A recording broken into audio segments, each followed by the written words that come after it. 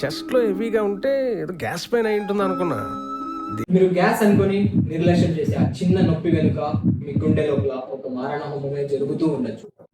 నేను Mohammed Saqlain, final year MBBS student.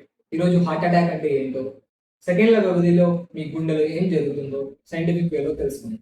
గుండె ఒక పంపింగ్ మెషిన్. అది నిరంతరం పనిచేయడానికి దానికి కూడా రక్తం అవసరం. ఈ రక్తాన్ని అందించే ప్రత్యేకమైన పైపులని కరోనరీ ఆర్టరీస్ అంటాం.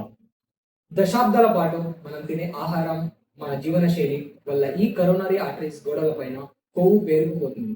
దీన్ని మనం ప్లాక్ అంటాం. ఈ ప్రక్రియని మెడికల్ లాంగ్వేజ్ లో అథెరోస్క్లిరోసిస్ అంటాం. అసలు విపత్తు ఎప్పుడు మొదలైందంటే ఆ ప్లాక్ పగిలినప్పుడు.